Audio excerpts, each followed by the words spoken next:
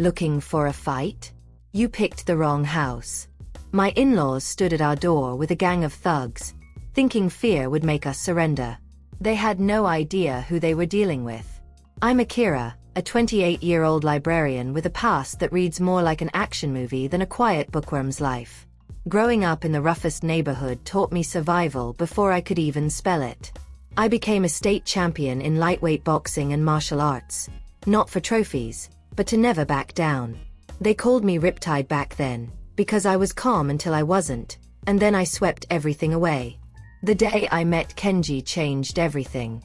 I was shelving books, lost in daydreams between quiet library aisles. Walking home that evening, some wannabe tough guys decided I looked like easy prey. That's when Kenji stepped in, all chivalry and bravado. "Hey, leave her alone," he shouted, stepping between me and them. I rolled my eyes, knowing I could handle it myself, but appreciated the gesture. The thugs laughed. "What are you going to do about it?" one sneered. Before I knew it, fists were flying. Kenji took a hit, and that's when I stepped in. My training kicked in, and within minutes, the thugs were running away, nursing more than their pride. Kenji was on the ground, nursing a busted lip. "Wow, that was amazing," he exclaimed, blood and all mixing in his voice. "I'm Kenji, by the way." "Akira," I replied, offering him a hand up. From that day, we were inseparable. His parents welcomed me with open arms. His mother always saying, "You're the daughter I never had." His father chuckling, "Well, she's certainly the protector we never knew we needed." But not everyone was a fan. Daisuke, Kenji's younger brother, was different. The first time I met him, he sneered at my job. "A librarian, huh?" he scoffed.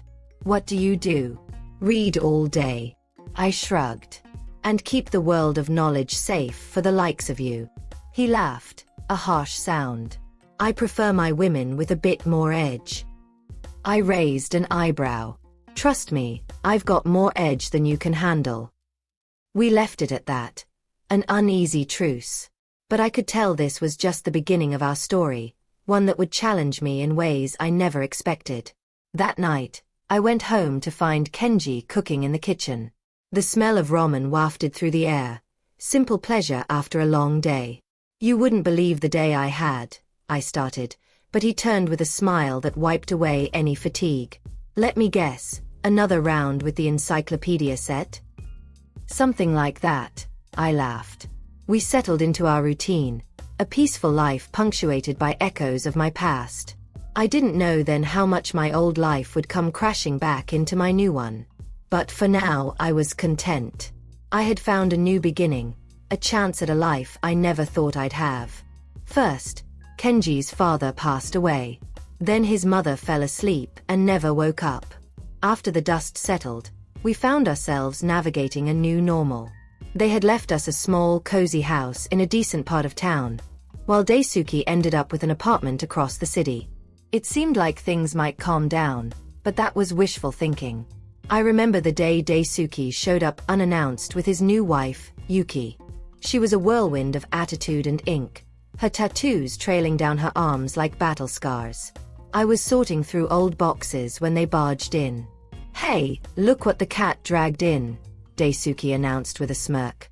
Yuki stood behind him, chewing gum loudly, her eyes scanning the house like she owned the place. "Nice digs you got here," she said, voice dripping with admiration and disdain. I stood up, wiping my hands on my jeans. "Thanks. We like it. And you are?" She laughed, a harsh barking sound. "I'm Yuki, Daisuke's better half. And by better, I mean way better." I couldn't help but chuckle. "Well, Yuki, welcome to our home. Just try not to break anything, including Daisuke." Daisuke rolled his eyes. "Always the joker, huh, Akira? But seriously, this place is way too nice for a couple of bookworms. You should see the dump we're in." Yuki chimed in. "Yeah, we were thinking maybe we could swap, you know. You take the apartment, we take this little paradise." Kenji, who had been quiet until then, laughed. "I think we'll keep what's ours." Thanks. The conversation was tense, the air thick with unspoken challenges. Yuki strutted around the house, every move calculated to intimidate. But I wasn't one to back down. Listen, Yuki, I started, voice steady. This is our home, and you're welcome as family. But don't overstep. We've all got to live our own lives. She snapped her gum and stared me down. Oh, I'm just getting started, honey. I like a challenge, and this place, she gestured around, is going to be mine. The audacity was almost laughable. Almost. I exchanged a look with Kenji, who shook his head slightly, a silent message to let it go for now. They didn't stay long after that, but the tension lingered like a bad smell. After they left, Kenji and I sat in the living room, silence heavy between us. Can you believe them? I finally said. Kenji sighed, running a hand through his hair. Daisuke's always been a handful, but Yuki, she's something else. I can handle her, I said, more to myself than to him. I've dealt with worse. But as days turned into weeks, and weeks into months, that encounter marked the beginning of events that would test our patience and resolve. Yuki's bold claim on our home wasn't just idle talk. It was a declaration of war, and we were right in the crosshairs. The trouble began in small, annoying ways. I'd wake up to find trash thrown over our fence or nasty words spray-painted on the side of the house. Get out, or not welcome. It was juvenile, but it set me on edge.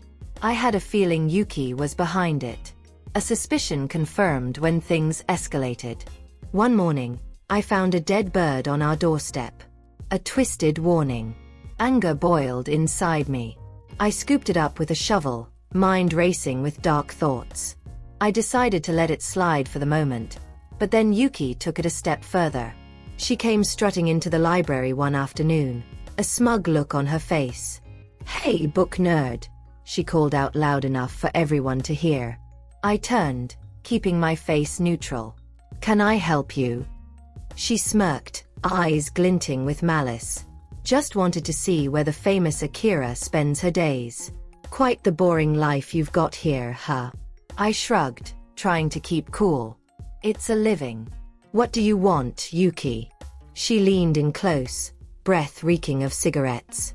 "Just a friendly visit, but let me give you a little advice. Give up the house and all this," she gestured around. "Stops. Simple as that." Before I could reply, she started knocking books off the shelves, her laughter echoing in the quiet room. I grabbed her arm, stopping her. "Enough, Yuki. Leave now or I'll call the cops." She yanked her arm free, still smirking. "You wouldn't dare. See you around, Akira." I spent the next hour picking up books, mind a whirlwind of anger and frustration. I wanted to fight back, to put her in her place, but I remembered my promise to stay calm. I couldn't let her see she got to me. That evening, I called Daisuke, hoping he'd see reason. "Daisuke, your wife's out of control. She came into the library today, caused a scene. It's got to stop." There was a pause. Then he laughed. "Akira, always so dramatic. Yuki's just having a bit of fun. But I'll tell you what, give us the house and I'll make sure she leaves you alone." I clenched my fist, feeling the old fire rise. "That's not going to happen, Daisuke. Control your wife or I'll take matters into my own hands." He scoffed. "Big words. Akira. Just remember, you started this." We hung up, the threat hanging heavy in the air. I didn't tell Kenji about the call, not wanting to worry him more than necessary. But I knew things were about to get worse.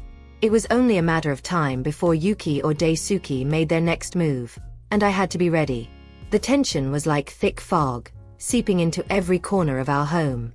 One evening, walking home from the library, my nerves were on high alert. The streets were unusually quiet, silence amplifying my anxiety. That's when I saw him. Daisuke staggering toward me, a bottle in one hand and drunken fury on his face. "Hey, Akira," he slurred, words soaked in alcohol. "Thought you could ignore me, huh?" I stopped, heart pounding. Daisuke, go home. You're drunk. He sneered, taking a step closer. This is my family's home you're living in. You don't belong here. Before I could react, he swung at me, fist cutting through the air. Instinct took over. I dodged his blow and grabbed his arm, twisting it behind him. He yelped in pain, knees buckling. Listen to me, Daisuke, I hissed, voice low and steady. I don't want to hurt you, but I will defend myself. He struggled, trying to break free, but I held firm. You're nothing, Akira. A nobody. With a quick movement, I pushed him to the ground. His body hit the pavement with a thud. He lay there whimpering, fight gone out of him. Stay away from us, Daisuke, I warned, voice cold. Next time, I won't be so gentle. I left him there, the night swallowing his curses and threats. Walking the rest of the way home, dread coiled in my chest. Daisuke had crossed a line, and I knew things could escalate further. Kenji was waiting when I got home, concern etched on his face. Where have you been? I've been worried sick. I sighed. Ran into Daisuke. It got a little heated. What happened? Are you okay? I'm fine. Just tired of all this. Tired of being pushed around. He wrapped his arms around me, a silent promise of support. We'll figure this out, Akira. Together. But our troubles were far from over. I'd reached my breaking point, and there was no turning back. The days that followed were a blur of unease and whispered conversations. The incident with Daisuke had shaken me more than I wanted to admit. I knew I had to tell Kenji everything, but part of me dreaded his reaction. Would he see me differently, knowing the full extent of the violence I was capable of? When Kenji finally came home from his business trip, I was a bundle of nerves. He looked tired, lines on his face deeper than when he left. Dropping his bags, he pulled me into a hug, silent question in his embrace. Akira, what's wrong? You're shaking. I took a deep breath. The words tumbled out. It's Daisuke and Yuki. They've been terrorizing us, and it's getting worse. Confusion and anger mixed in his eyes. What do you mean? What happened? I told him everything, from the dead bird to the confrontation with Daisuke. With each word, I saw shock and hurt flash across his face. You've been dealing with this alone? Why didn't you tell me? I didn't want to worry you, and I thought I could handle it, I admitted. He sighed. Akira, we're in this together. You don't have to carry this burden alone. Guilt and relief swirled inside me. I know. I'm sorry. I just didn't want you to see this side of me. The side that fights, that hurts people. Kenji took my hand, grip firm. I married you for all of you. Your strength, your courage, they're part of who you are, and I love you for it. We talked late into the night, making plans and discussing options. But underneath the strategy and determination, unspoken fear lingered. What if it wasn't enough? What if Yuki and Daisuke didn't back down? The next morning, I woke to Kenji's low, urgent phone call. I caught snippets. Can't go on like this.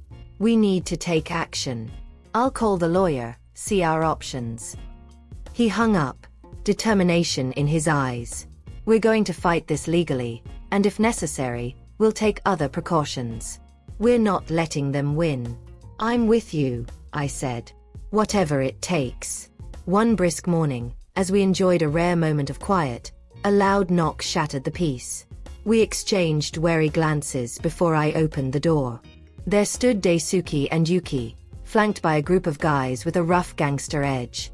Yuki's smug grin told me everything. Her latest attempt to intimidate us into giving up our home. Look what we brought you, Yuki taunted, gesturing to the menacing crowd behind her. I felt Kenji stiffen beside me, but I kept my cool. This isn't going to work, Yuki. You can't bully us out of our own home. That's when the unexpected happened. The apparent leader, a broad-shouldered man with commanding presence, stepped forward and burst out laughing. It wasn't the reaction any of us expected. Akira, is that really you? he exclaimed, laughter subsiding into a wide grin. I squinted, recognition igniting. Hiroshi. Hiroshi Tanaka. In the flesh. Can't believe it's you, Riptide. The old nickname sent a shockwave through the crowd. Their posture shifted from hostile to respectful. Yuki and Daisuke were visibly taken aback, confidence draining from their faces. Hiroshi turned to the group. Folks, you might not know this, but Akira here is a legend. We grew up in the same neighborhood. I saw her fights. Trust me, she's not someone you want to mess with. Murmurs of acknowledgement rippled through the men.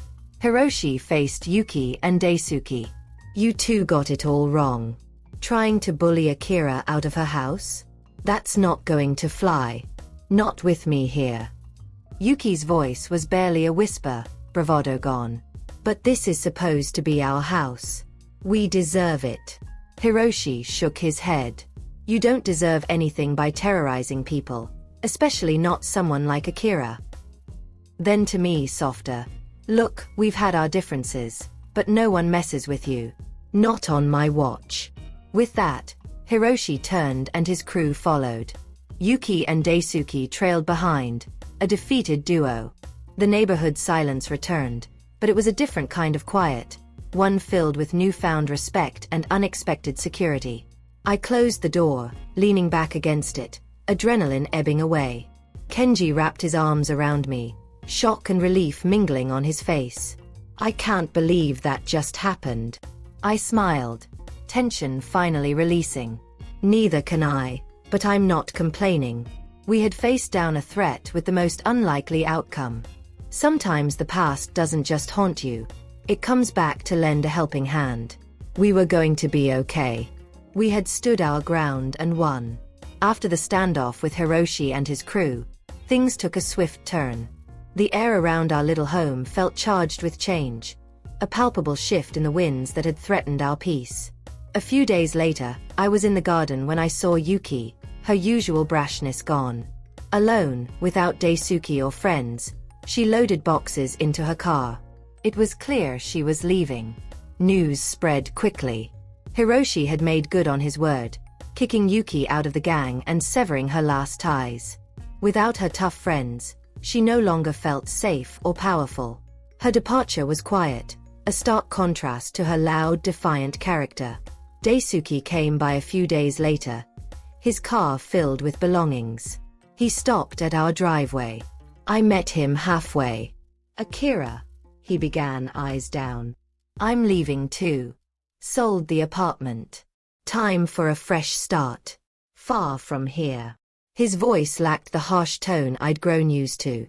I saw the toll recent events had taken on him. Daisuke, I said, tone neutral. I hope you find what you're looking for and learn from all this. He nodded. I'm sorry, Akira, for all the trouble. I was wrong.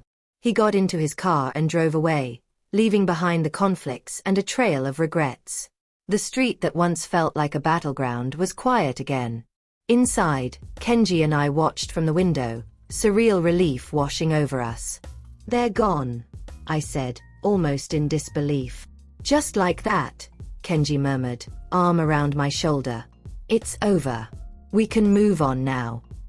The setting sun cast long shadows over the houses, and gratitude welled inside me for the unexpected turn of fate that led us here. The day Yuki and Daisuke left, the neighborhood seemed to breathe a collective sigh of relief. The air felt lighter, fresher, filled with new possibilities. Kenji and I found ourselves in a calm you only notice once constant noise is gone. One evening, we sat on the porch as the last rays of sun dipped below the horizon.